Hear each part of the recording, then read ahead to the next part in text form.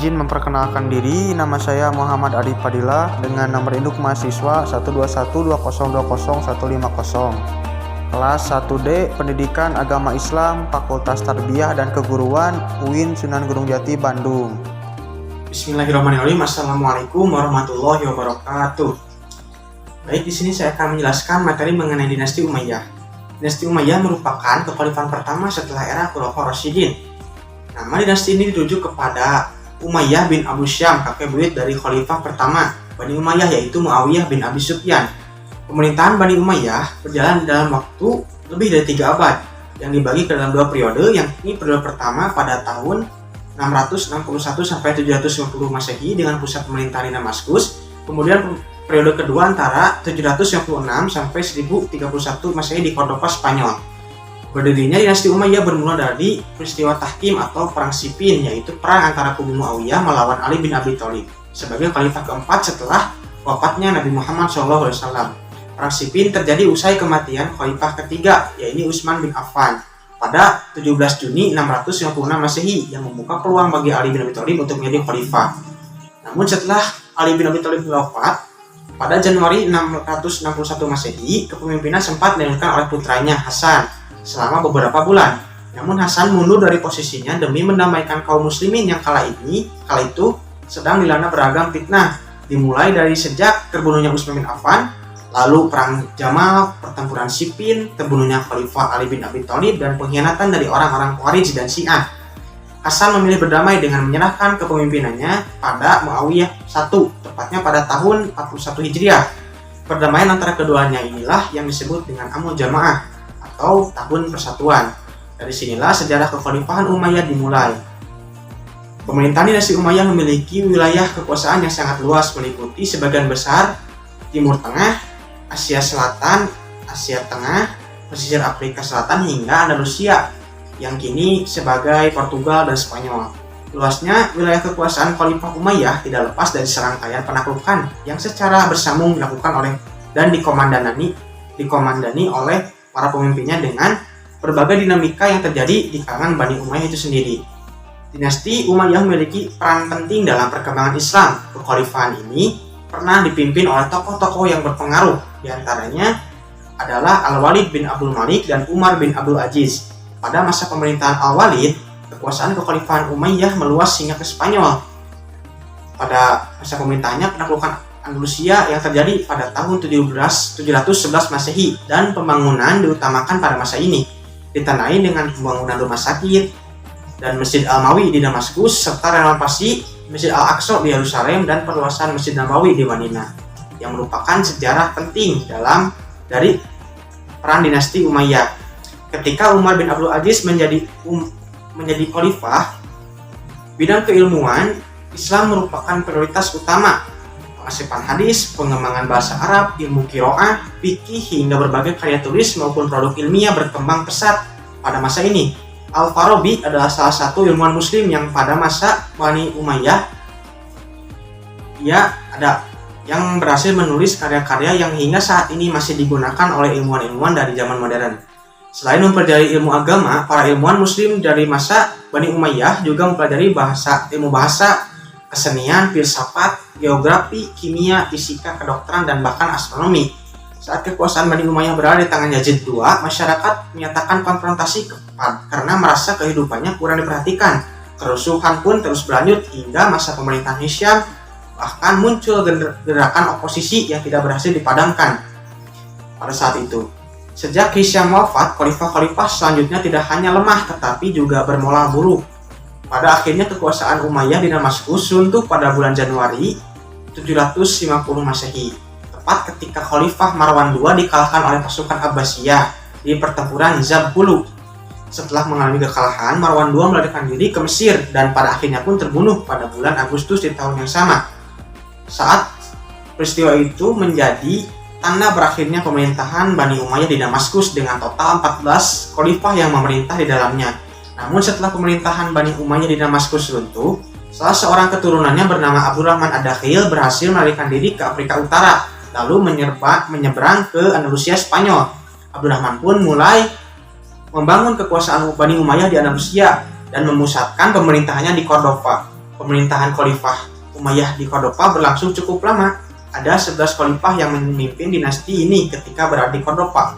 Namun, pada perjalanan awal abad ke-9 mulai muncul intrik dan pergolakan di kalangannya sendiri. Wilayah kekuasaan yang begitu banyak tersebut sedikit demi sedikit tercerai-berai. Pada akhirnya tahun 1031 Masehi, Hisham II selaku Khalifah Umayyah pada saat itu di Cordoba mengundurkan diri dari jabatannya. Situasi semakin kacau lantaran mengalami krisis kepemimpinan. Tidak adanya pemimpin yang mumpuni membuat Dewan Menteri terpaksa menghapus jabatan Khalifah. Pemerintahan Umayyah di Andalusia pun terpecah belah menjadi negara-negara kecil hingga akhirnya kekuasaan Islam di Cordoba benar-benar musnah. Lalu berakhirlah masa pemerintahan dinasti Umayyah. Yang selanjutnya adalah kekhalifahan Abbasiyah atau Bani Abbasiyah. Adalah kekhalifahan ketiga setelah wafatnya Nabi Muhammad SAW. Kekhalifahan ini didirikan oleh dinasti keturunan dari paman Nabi Muhammad, yakni Abbas bin Abdul Muthalib. Dinasti Abbasiyah memerintah sebagai khalifah di Baghdad, Irak, setelah menggulingkan kekhalifahan Umayyah dalam revolusi Abbasiyah pada tahun 750 Masehi. Kekhalifahan Abbasiyah memindahkan ibu kota yang semula ibu kota pemerintahan tersebut dari Damaskus ke Baghdad. Selama 5 abad pemerintahannya, kekhalifahan ini berhasil menjadikan dunia Islam sebagai pusat pengetahuan dunia. Kekhalifahan Abbasiyah berusaha menggulingkan kekhalifahan Umayyah karena mengklaim sebagai penerus sejati Nabi Muhammad berdasarkan garis keturunan mereka yang lebih dekat. Pemberontakan dilakukan Bani Abbasiyah didukung oleh sebagian besar orang Arab yang merasa dirugikan.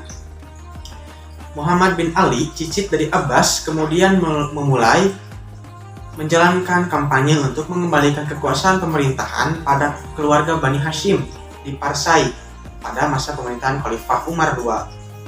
Pada masa pemerintahan Khalifah Marwan II, pertentangan mereka semakin memuncak. Akhirnya pada 750 Masehi, Abu al-Abbas al-Saffah berhasil meruntuhkan dinasti Umayyah, kemudian dilantiklah sebagai khalifah. Masa pemerintahan dan puncak keemasan. Selama masa pemerintahannya, kekhalifahan Abbasiyah menerapkan pola pemerintahan yang berbeda-beda sesuai dengan perubahan politik, sosial, dan budaya. Kekuasaan dinasti ini berlangsung selama 5 abad, yakni dari tahun 132 Hijriah sampai 696 Hijriah. Sementara itu, pemimpin yang berhasil membawa kekhalifahan Abbasiyah pada masa keemasannya adalah Khalifah Al-Mahdi, Al-Hadi, Harun ar-Rasyid, Al-Ma'mun, dan Al-Mu'tasim, Al-Watsik, dan Al-Mutawakkil. Pada masa kepemimpinan Al-Mahdi, perekonomian mulai meningkat, utamanya peningkatan di sektor pertanian melalui irigasi dan peningkatan hasil pertambangan seperti emas, perak, tembaga, besi. Selain itu, para pedagang yang transit dari timur dan barat juga membawa banyak kekayaan. Lalu, pada masa pemerintahan Harun ar-Rasyid dan putranya Al-Ma'mun, kekayaan negara begitu banyak dan dimanfaatkan untuk keperluan sosial seperti mendirikan rumah sakit, lembaga pendidikan dokter, dan farmasi. Selama pemerintahannya, Bani Abbasiyah berhasil mengkonsolidasikan kembali kepemimpinan gaya Islam dan menyuburkan ilmu pengetahuan. Faktor yang paling utama penyebab tumbuhnya peradaban ilmu pengetahuan pada masa dinasti ini adalah didirikannya tempat-tempat pendidikan seperti akademi dan perpustakaan. Namun pada masa itu, perpustakaan berperan layaknya universitas pada zaman sekarang. Kesejahteraan sosial, kesehatan, pendidikan, ilmu pengetahuan, dan kebudayaan berada pada masa zaman keemasannya. Hal tersebut menjelaskan perkembangan pada bidang ekonomi, pendidikan, dan hukum pada masa dinasti Abbasiyah. Pada masa inilah negara Islam menempatkan diri sebagai negara terkuat dan tidak tertandingi. Jatuhnya kekhalifahan Abbasiyah dan runtuhnya kekuasaan Abbasiyah ini dipengaruhi oleh beberapa faktor. Di antaranya persaingan antar bangsa. Kekhalifahan Abbasiyah didirikan oleh Bani Abbas yang bersekutu dengan orang-orang Persia, namun dalam prosesnya orang-orang Persia tidak merasa puas dan menginginkan sebuah dinasti dengan staf dari negaranya. Sementara bangsa Arab beranggapan bahwa mereka istimewa dan menganggap rendah bangsa Arab. Oleh karena itu muncullah dinasti-dinasti yang ingin melepaskan diri dari kekuasaan Baghdad. Lalu faktor selanjutnya yaitu kemerosotan ekonomi. Meski sempat bergelimang harta, kekhalifahan Abbasiyah mulai mengalami kemunduran di bidang ekonomi karena pendapatan terus menurun, sementara pengeluaran terus sementara pengeluaran mereka terus meningkat. Yang selanjutnya, faktor penyebab keruntuhannya yaitu Perang Salib yang berlangsung selama beberapa periode. Tak hanya menelan banyak korban, tetapi juga menimbulkan banyak kerugian yang besar dari sektor lain. Yang selanjutnya yaitu serangan bangsa Mongol dan jatuhnya Baghdad pada tahun 1298 Masehi. Tentara Mongol yang berkekuatan sekitar 200.000 orang menyerang Baghdad. Penguasa terakhir kekhalifahan Abbasiyah benar-benar tidak berdaya membendung tentara Mongol sebanyak itu. Jatuhnya Baghdad ke tangan bangsa Mongol secara otomatis mengakhiri kekuasaan Bani Abbasiyah. Yang ketiga yaitu masuknya Islam ke Andalusia. Andalusia merupakan nama yang dikenal di dalam dunia Arab dan dunia Islam untuk semenanjung Liberia atau Hispania yang kini terdiri dari Spanyol dan Portugal. Sebelum penaklukan Spanyol, umat Islam telah menguasai Afrika Utara dan menjadikannya sebagai salah satu provinsi dari dinasti Bani Umayyah. Penguasaan sepenuhnya atas Afrika Utara itu terjadi pada zaman Khalifah Abdul Malik. Sebelum dikalahkan dan kemudian dikuasai Islam, di kawasan ini terdapat kantung-kantung yang menjadi basis kekuasaan kerajaan Romawi, yaitu kerajaan Gotik. Spanyol diduduki Islam dan pada masa Khalifah Al-Walid yang merupakan salah satu dari Khalifah Bani Umayyah pada tahun 711 Masehi. Dalam proses penaklukan Spanyol, terdapat 3 pahlawan Islam yang berjasa memimpin satuan-satuan pasukan yang pergi ke sana. Yang pertama, Tariq bin Malik, yang kedua Tariq bin Ziyad, dan yang ketiga Musa bin Nusair. Umat Islam Andalusia telah berperan sangat besar melalui perjalanan panjang sejak tahun 711 Masehi sampai 1492 Masehi yang dibagi dalam 6 periode, yang itu periode pertama Andalusia berada di bawah pemerintahan para wali yang diangkat oleh Khalifah Bani Umayyah yang berpusat di Damaskus. Periode kedua Andalusia berada di bawah pemerintahan seorang panglima gubernur yang bergelar Amir. Periode ketiga, masa ini dimulai dari pemerintahan Abdul Rahman III yang bergelar An-Nasir. Periode keempat, Andalusia terpecah menjadi 30 kerajaan kecil. Periode kelima, Andalusia berada dalam kekuasaan dinasti Murabbitun. Dan periode keenam, umat Islam berada di bawah kekuasaan dinasti Bani Ahmar. Pada masa kekuasaan Islam di Spanyol, umat Islam telah mencapai kejayaannya di sana. Banyak prestasi yang telah mereka raih. Di antaranya yaitu ilmu pengetahuan seperti filsafat, fikih, sains, musik dan kesenian, serta sastra dan bahasa dan sastra. Yang kedua, pada bidang pembangunan, yang paling menonjol adalah Masjid Cordova, pembangunan kota Zahra, pembangunan tembok Toledo, dan lain-lain. Setelah Khalifah Hajib Al-Mansur wafat, terjadi perebutan kekuasaan di tubuh pemerintahan dinasti Umayyah yang menjadikannya kacau sistem politik pada masa itu. Pada tahun 1013 Masehi, Dewan Menteri menghapuskan jabatan Khalifah dan Andalusia terpecah ke menjadi banyak negara-negara kecil. Dinasti Umayyah di Andalusia kemudian memasuki masa kemunduran yang dikenal dengan periode Mulul At-Tawaif. Sejak itu jabatan pemerintahan hanya menjadi simbol belaka. Penguasanya adalah orang-orang barbar yang menyetir keputusan-keputusan politik dan kebijakan dinasti Umayyah di Andalusia. Lalu adapun faktor-faktor penyebab kemunduran dan kehancuran Islam di Andalusia meliputi yang pertama, konflik Islam dengan Kristen. Yang kedua, tidak adanya ideologi pemersatu. Yang ketiga, kesulitan ekonomi. Yang keempat, tidak jelasnya sistem perolehan kekuasaan. Dan yang kelima, keterpencilan. Selanjutnya adalah peradaban Islam pada masa dinasti-dinasti kecil. Pasca zaman 4 khalifah yang dikenal dengan sebutan Khulafaur Rasyidin, muncul dinasti-dinasti yang terkenal dalam sejarah Islam, yakni dinasti Umayyah, dinasti Abbasiyah, dinasti Fatimiyah, dinasti Mamluk, dan Turki Utsmani. Masyhurnya dinasti-dinasti itu tidak hanya karena rentang kekuasaan yang panjang, tapi juga banyak karya-karya gemilang yang dihasilkan bagi peradaban Islam. Namun, tak banyak yang tahu, selain dinasti-dinasti beda generasi itu, terdapat beberapa dinasti lain yang menghiasi langit sejarah Islam, namun namanya kurang tenar. Sebutlah di wilayah barat terdapat dinasti Idrisiyah, dinasti Aghlabiyah, dinasti Tulu, dinasti Iksidiyah, dinasti Hamdaniyah, Dan sementara di belahan timur dunia Islam terdapat dinasti Tahiriyah, dinasti Safariyah, dinasti Samaniyah, dinasti Ghaznawi.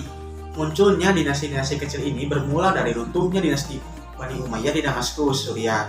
Salah satu faktor timbulnya dinasti-dinasti kecil di Baghdad ini tidak terlepas dari pengaruh kekuasaan Bani Umayyah dan Bani Abbasiyah.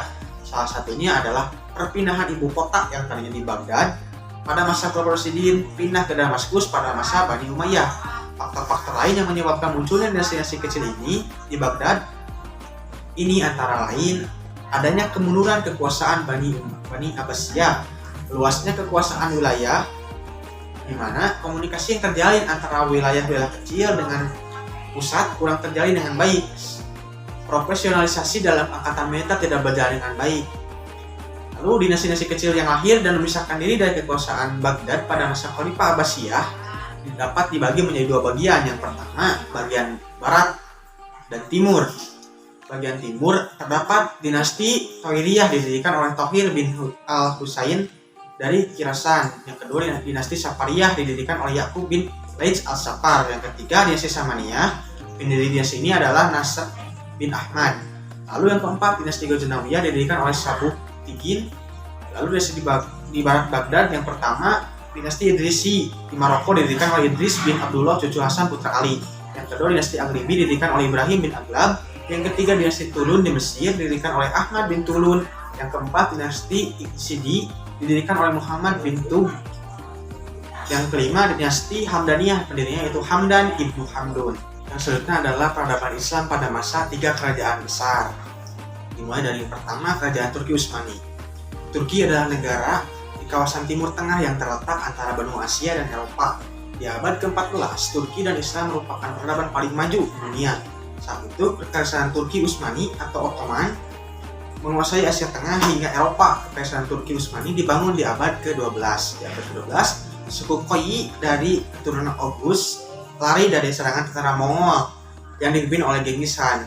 Mereka kemudian mengembara ke Iran. Dari Iran, mereka pindah ke Asia Kecil dan Anatolia yang kelak menjadi negara Turki. Kerajaan Turki Utsmani atau Kesultanan Utsmaniyah dikenal juga dengan sebutan Kekaisaran Turki Ottoman, didirikan oleh Bani Utsman yang selama lebih dari 6 abad kekuasaannya dipimpin oleh 36 orang sultan sebelum akhirnya runtuh dan terpecah menjadi beberapa negara kecil. Kesultanan ini menjadi pusat interaksi antara barat dan timur selama 6 abad. Puncak kekuasaannya, Kesultanan Utsmaniyah terbagi menjadi 29 provinsi dengan Konstantinopel yang sekarang sebagai Istanbul sebagai ibukotanya. Kesultanan ini dianggap sebagai penerus dari kerajaan-kerajaan sebelumnya seperti Kekaisaran Romawi dan Bizantium pada abad 16 dan ke-19. Kesultanan Utsmaniyah menjadi salah satu kekuatan utama dunia dalam angkatan laut yang kuat. Di abad pertengahan, Turki Utsmani adalah salah satu peradaban terhebat di dunia. Kejayaan Turki Utsmani disebabkan 4 faktor utama. Yang pertama, pengelolaan pemerintahan yang baik, keadaan perekonomian yang baik, penguasaan ilmu pengetahuan dan budaya, serta militer yang kuat dan gencar melakukan ekspansi. Selain itu, di masa kejayaannya, Kesultanan Utsmani mengedepankan sikap toleransi terhadap keberagaman agama. Di era Sulaiman I juga ajaran Islam berkembang pesat, begitu pula dengan kebudayaan, perdagangan, dan ilmu pengetahuan. Di bawah pendirinya Utsman, Turki Utsmani menyerang 2 kekuatan besar di sekitarnya, yakni Kerajaan Mamluk dan Kekaisaran Bizantium. Wilayah Turki Utsmani pun meluas. Langkah Utsmani diikuti oleh putranya yaitu Orhan. Pada masa pemerintahan Orhan dibangun sistem pertahanan militer yang tangguh. Orhan dikenal keras terhadap tentaranya. Turki Utsmani perang melawan Kekaisaran Bizantium dilanjutkan oleh Orhan. Ia menaklukkan Bursa pada tahun 1324 Masehi dan menjadikannya ibu kota Utsmani. Di bawah kepemimpinan Orhan, Turki Utsmani meluaskan wilayahnya ke Eropa mulai dari Bursa, Kosovo, Nikopol, dan Gallipoli. Penyebab runtuhnya kerajaan ini adalah terkikisnya kekuatan secara perlahan-lahan pada abad ke-19 sampai akhirnya benar-benar runtuh pada abad ke-20. Pendirinya adalah penguasa-penguasa yang menganut ajaran Islam Syiah yang membangun dinasti Safawi. Kemudian kerajaan Turki Utsmani terjadi sepeninggal Sulaiman Al-Qanuni. Turki Utsmani diperintah oleh para pemimpin yang lemah, diantaranya terdapat faktor-faktor penyebab runtuhnya kerajaan ini. yaitu pertama konflik interens, yang kedua serangan negara-negara Eropa, dan gerakan makar politik Zionis dan Freemasonry terhadap Kesultanan Turki Utsmani. Yang kedua Kerajaan Safawi.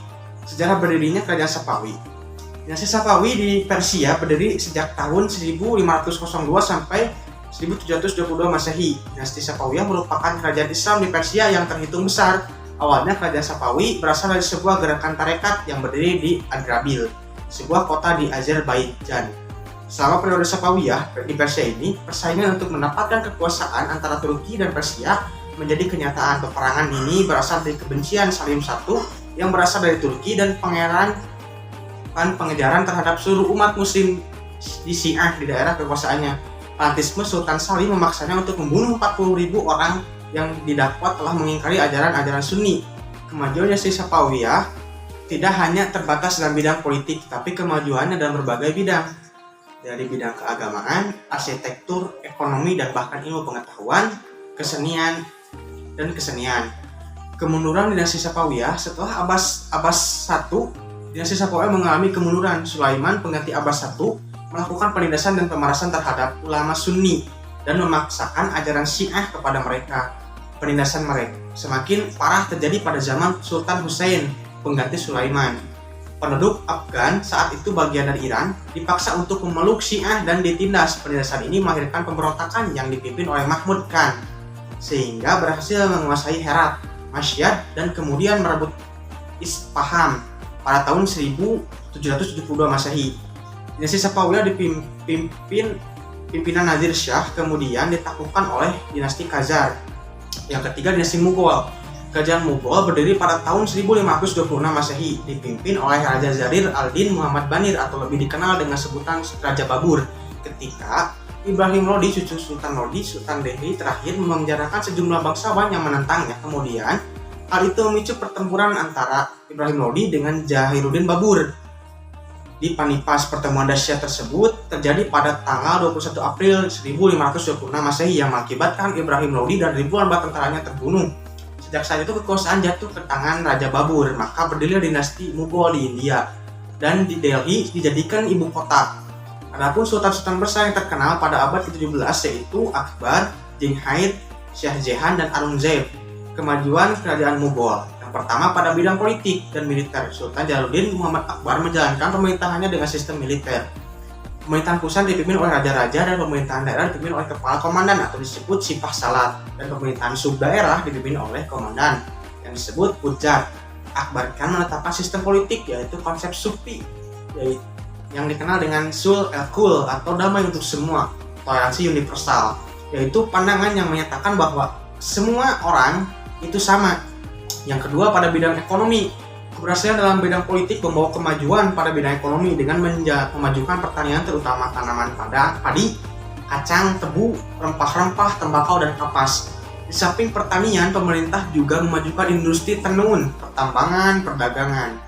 Selain untuk kebutuhan dalam negeri, hasil industri itu bisa banyak diekspor ke luar negeri seperti Eropa, Arabia, dan Asia Tenggara. Pada bidang seni dan budaya, ciri yang menonjol dari bidang seni ialah dari arsitektur bangunan, pemakaian ukiran dan marmer yang timbul dengan kombinasi warna-warni serta sastra. Yang selanjutnya pada bidang ilmu pengetahuan. Pada masa kerajaan Islam Mughal, pendidikan memperoleh perhatian cukup besar. Kerajaan mendorong untuk menjadikan masjid sebagai pusat pendidikan. Lalu, selanjutnya adalah kemunduran dan kehancuran kerajaan Mughal. Setelah 1,5 abad dinasti Mughal berada di puncak kejayaannya, para pelanjut Aurangzeb tidak sanggup mempertahankan kebesaran dan ketenaran yang telah dibina oleh sultan-sultan sebelumnya. Pada akhirnya, abad ke-18 Masehi, kerajaan ini memasuki masa-masa kemunduran. Kekuasaan politiknya mulai merosot. Para pedagang Inggris atau AIC untuk pertama kalinya diizinkan oleh Jahangir menanamkan modal di India yang didukung oleh kekuatan bersenjata menjadi semakin kuat untuk menguasai wilayah pantai. Adapun faktor-faktor yang menyebabkan runtuhnya dinasti Mughal, yang pertama terjadi stagnasi dalam pembinaan kekuatan militer sehingga operasional militer Inggris di wilayah pantai tidak dapat segera dipantau oleh kekuatan maritim Mughal. Begitu juga dengan kekuatan pasukan darat, bahkan mereka kurang terampil dalam mengoperasikan persenjataan buatan Mughal sendiri.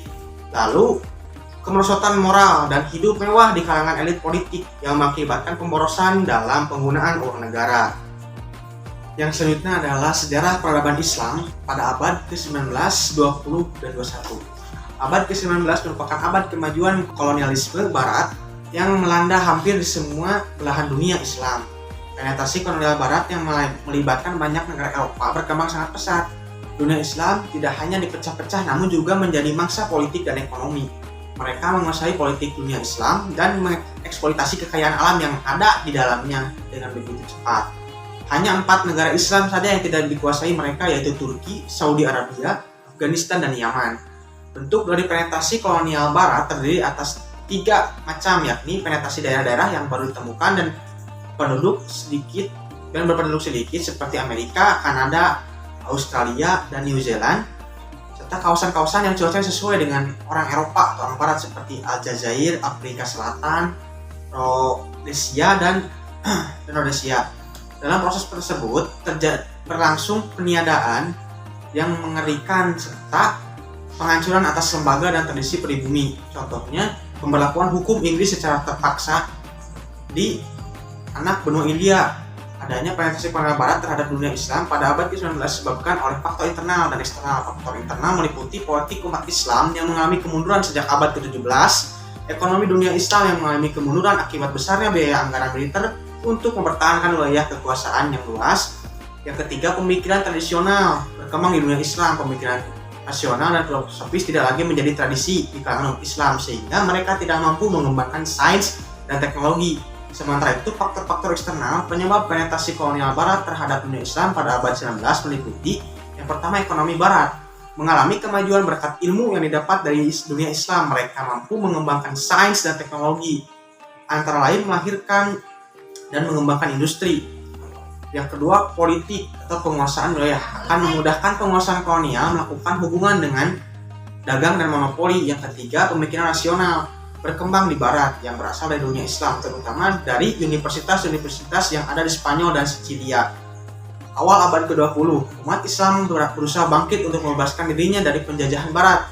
Kebangkitan umat Islam ini mulai melalui perjalanan panjang sejak abad ke-18, di mana mereka mulai menyadari akan keterbelakangan dan keterpurukan ketika Napoleon Bonaparte dari Prancis menguasai Mesir pada tahun 1798 sampai 1801 Masehi.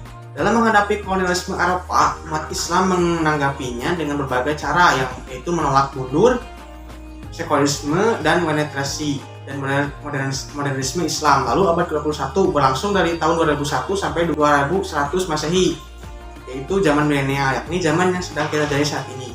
Agama Islam seiring berjalannya waktu pasti mengalami perubahan dan pembaharuan. Pembaharuan dalam Islam disebabkan oleh faktor-faktor.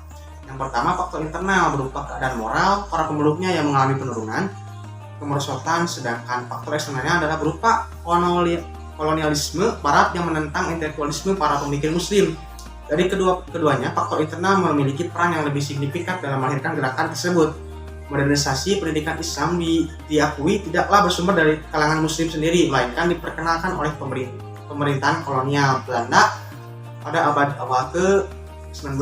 Dengan kata lain, modernisasi pendidikan Islam tidak bisa dipisahkan dengan gagasan dan program modernisasi Islam. Pada abad ke-21 ini muncul para cendekiawan Muslim dan juga organisasi Islam. Dalam Quran Surat Ali Imran ayat 190 sampai 191, cendekiawan Muslim itu adalah kelompok intelektual beriman yang mampu menyatukan kekuatan zikir dan menggunakan akal sebagai perenungan, menjunjung kebermanfaatan kemaslahatan di samping punya kebajikan hikmah dalam menghadapi dan menyelesaikan masalah-masalah dunia dan kemanusiaan yang disebut ulul albab. Dan yang terakhir adalah Islam di Indonesia. Islam masuk ke Indonesia melalui jalur perdagangan, yang dimana karena Indonesia merupakan salah satu negara dengan kekayaan alam yang melimpah, mengakibatkan banyaknya pedagang-pedagang yang hinggap di Indonesia. Dan Islam masuk ke Indonesia melalui proses perdagangan yang dibawa oleh salah satu pengemuka Islam pada saat itu. Islam dibawa ke Nusantara melalui para pedagang Muslim lewat jalur perdagangan darat yang sering disebut jalur sutra. Pada perkembangan masuknya Islam ke Indonesia sendiri, para pedagang dan mubalik Muslim tersebut memanfaatkan jalur sutra laut lewat Selat Malaka yang dianggap sebagai lokasi strategis. Adapun daerah lain di Indonesia Yang termasuk jalur sutra ialah meliputi Ternate, Tidore, dan juga Banda Aceh. Seiring berjalannya waktu, para Muslim yang bermukim di pesisir Sumatera dan wilayah lain sebagai bagian dari pelabuhan perdagangan rempah tersebut kemudian membentuk komunitas Islam pertama kali di bumi Nusantara. Lalu seiring berkembangnya ajaran Islam beberapa abad kemudian, barulah muncul kerajaan Muslim pertama di Indonesia, yakni Kerajaan Samudra Pasai sekitar Selat Malaka pada abad ke-13 Masehi. Kemudian disusul dengan kerajaan Islam lainnya yang berdiri di Nusantara. Adapun proses penyebaran Islam di Indonesia dilakukan dengan berbagai strategi dakwah ataupun saluran. Yang pertama, perdagangan. Yang kedua, perkawinan. Yang ketiga, pendidikan. Yang keempat, tasawuf. Kelima, kesenian. Dan yang selanjutnya adalah politik. Ulama-ulama yang menyebarkan Islam yaitu Wali Songo. Wali Songo itu berjumlah 9 orang, yaitu diantaranya tadi dari Sunan Gresik atau Maulana Malik Ibrahim, Sunan Ampel atau Raden Rahmat, Sunan Bonang atau Raden Mahdum Ibrahim, Sunan Derajat atau Raden Qasim, Sunan Kudus atau Ja'far Shadiq, Sunan Giri atau Raden Paku atau Ainul Yakin, Sunan Kalijaga atau Raden Syahid, Sunan Muria atau Raden Umar Said, dan Sunan Gunung Jati atau Syarif Hidayatullah, yang dimana mereka mempunyai tugas untuk menyebarkan Islam di Indonesia dengan berbagai cara, baik itu perdagangan, kesenian, dan juga yang lainnya. Ada juga ulama pasca Wali Songo yang berjumlah 3 orang ulama, yaitu Syekh Muhammad Yusuf Al-Makassari, Syekh Abdul Samad Al-Palimbangi, dan Syekh Muhammad Nawawi bin Umar Al-Bantani. Dengan masuknya Islam ke Indonesia, yang dulunya bangsa ini banyak sekali kerajaan-kerajaan besar, sehingga ketika datangnya Islam ini muncullah kembali 7 kerajaan Islam pertama di Indonesia, yaitu Kerajaan Samudra Pasai, Kerajaan Aceh Darussalam, Kerajaan Demak, Kerajaan Mataram, Kerajaan Banten, Kerajaan Ternate dan Tidore, dan serta Kerajaan Goa Talo. Kerajaan ini bertujuan untuk mempermudah penyebaran Islam yang ada di Indonesia. Mungkin sekian yang dapat saya sampaikan. Mohon maaf masih banyak kekurangan dan kesalahan kata. Akhirul kalam, wassalamualaikum warahmatullahi wabarakatuh.